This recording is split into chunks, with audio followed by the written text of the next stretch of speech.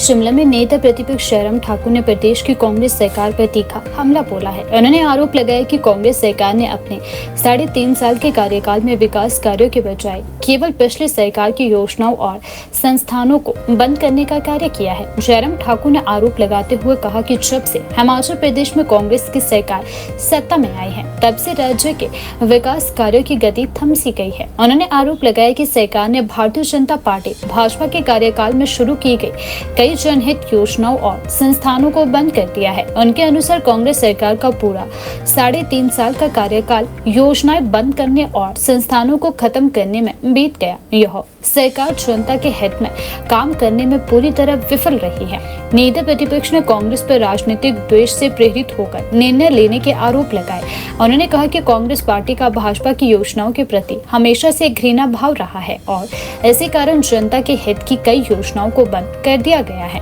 उन्होंने यह भी कहा कि सरकार को राजनीतिक मतभेदों से ऊपर उठकर कार्य करना चाहिए। उन्होंने यह भी कहा कि जनहित की योजनाओं को बंद करना जनता के साथ अन्याय है। विकास कार्यों को जारी रखना सरकार की जिम्मेवारी रहती है। जयराम ठाकुर ने कांग्रेस सरकार से सवाल करते हुए पूछा कि आखिर किन कारणों से पूर्व सरकार की योजनाओं को बंद किया जा रहा है। क्या सरकार के पास कोई ठोस विकास योजना है? उन्होंने दावा किया कि भाजपा सरकार के समय शुरू की गई कई योजनाओं का सीधा लाभ आम जनता को मिल रहा था, लेकिन वर्तमान सरकार ने उन्हें रोककर लोगों को नुकसान पहुंचाने का कार्य किया है। कि हिमाचल प्रदेश में जब से कांग्रेस की सरकार बनी है, कभी संस्थान बंद करते हुए और कभी इस योजनाओं को बंद करते हुए उन्हें 3.5 वर्ष का कार्यकाल पूरा किया है।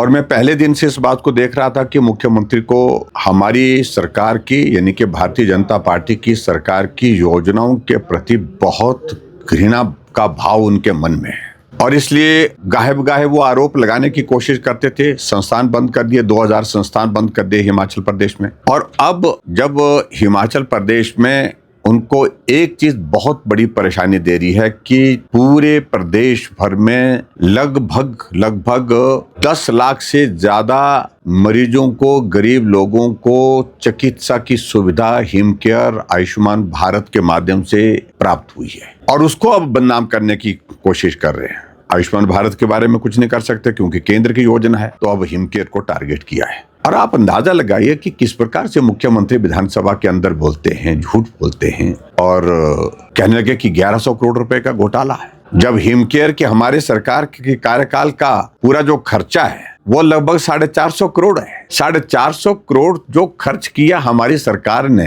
गरीब लोगों के इलाज के लिए, उसके बारे में कह रहे हैं कि भी 1100 करोड़ रुपए का घोटाला। जब खर्च ही 400 करोड़ 450 करोड़ के करीब हुआ है तो उसमें 1100 करोड़ रुपए का घोटाला कैसे होता है, ये हमको बता दीजिए। ये आपके दिमाग की एक जो है जिसको कह सकते हैं कि एक विकृत सोच का परिणाम है पूरा प्रदेश जिसको देख रहा है। मेरे शब्द से उनको पीड़ा होगी, लेकिन ये आज की तारीख में इस बात को लेकर के हमको कहना पड़ रहा है कि एक ऐसी बीमार मानसिकता मुख्यमंत्री की हो गई है कि आरोप लगाना, सिर्फ आरोप लगाना, न तर्क देखना न तथ्य देखना। जब विधानसभा के अंदर हमने इस पर उनका घेराव किया, अच्छी तरह से घेराव किया, तो जवाब देते नहीं बना। नहीं कहा गलती से हो गया, छूट गया, फिर कहा 100 करोड़ का घोटाला, अभी जांच हुई नहीं है। कैसे कह सकते, जब जांच नहीं हुई है तब उसमें घोटाले की बात कैसे कह सकते? साबित करें। ऑडिट हो रहा है, ऑडिट आप करिए। और दूसरी बात, वो और बदनाम करने की योजना जो है, खासतौर से भारतीय जनता पार्टी की सरकार को, भारतीय जनता पार्टी की योजना को जिस प्रकार से कर रहे हैं कि एक पुरुष की बच्चादानी का ऑपरेशन का जिक्र आया है। कल हमारे विधायक डॉक्टर जनक राज जी ने, जो न्यूरो स्पेशलिस्ट है, उन्होंने विधानसभा के अंदर फैक्ट्स रखे। उस पैकेज का नाम इस प्रकार से है जिसके कारण जो है इस तरह का कंफ्यूजन क्रिएट किया है, क्योंकि जो हिमकेयर और आयुष्मान भारत के पैकेज है लगभग 4000 के करीब, उसमें अलग अलग बीमारियों के इलाज के लिए कितना का पैकेज होगा, कितना इसका खर्च होगा, उन सारी चीजों का जिक्र होता है। और उस दृष्टि से एक पैकेज ये भी है जिसमें ये ओवरी ऑपरेशन, जो कैंसर के पेशेंट है वो, जिनका इलाज किया हुआ है। और मैं तो ये कहूंगा कि आप जाकर के उन मरीज, अगर मुझे मालूम नहीं है अगर वो जिंदा होंगे, उन मरीजों से मिलो, जाकर के देख करके आइए कि इलाज हुआ है कि नहीं हुआ। तो ऐसे में बिना वजह के जो जिस प्रकार के आरोप लगा रहे हैं, वो आरोप मुख्यमंत्री की आदत है। और इसलिए आदत है कि कांग्रेस पार्टी के ही वरिष्ठ नेता वीरभद्र सिंह जी ने कहा था कि ये हमेशा साजिश करता है,